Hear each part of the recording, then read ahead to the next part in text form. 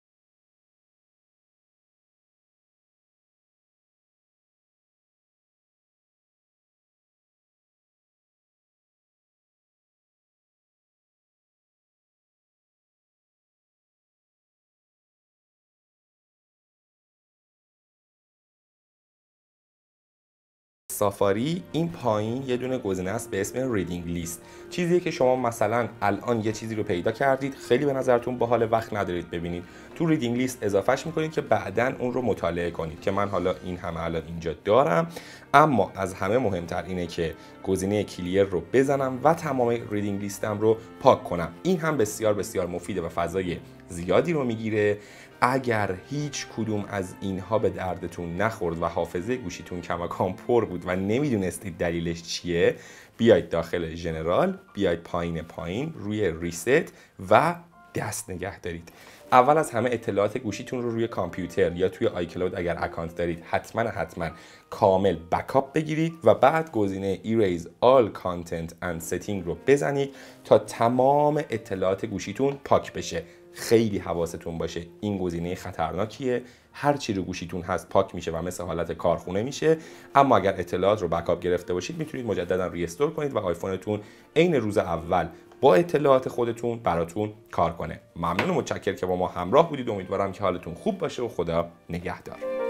هر سیبی سیب اپ نیست. جهت دانلود اپلیکیشن به www.sibap.com مراجعه فرمایید.